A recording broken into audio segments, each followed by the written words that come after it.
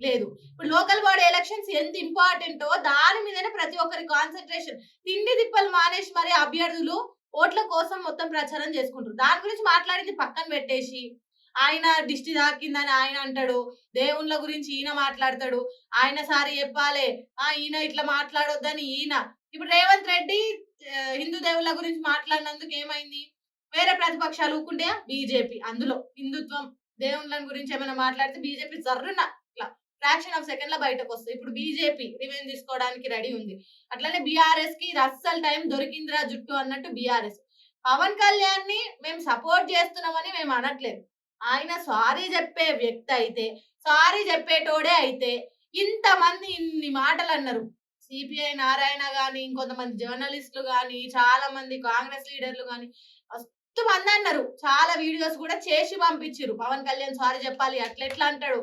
వాళ్ళతోని వీళ్ళతోని పొత్తు పెట్టుకొని గెలిచినట్టు ఎట్లా అంటే రెచ్చగొట్టినట్టు మాట్లాడి సోషల్ మీడియాలో పెట్టిర్రు గానీ, ఇంతవరకు పవన్ కళ్యాణ్ దాని గురించి మాట్లాడిందే లేదు. సో, పవన్ కళ్యాణ్ సారీ చెప్పేటోడైతే ఎప్పుడో చెప్తుండే. ఆయన సారీ చెప్పడు. ఇంకోటి రేవంత్ రెడ్డి ఆయన సీఎం హోదాలో ఉన్నాడు కాబట్టి ఆయన ఏం మాట్లాడితే అదే కరెక్ట్ అని ఆయన అనుకుంటాడు.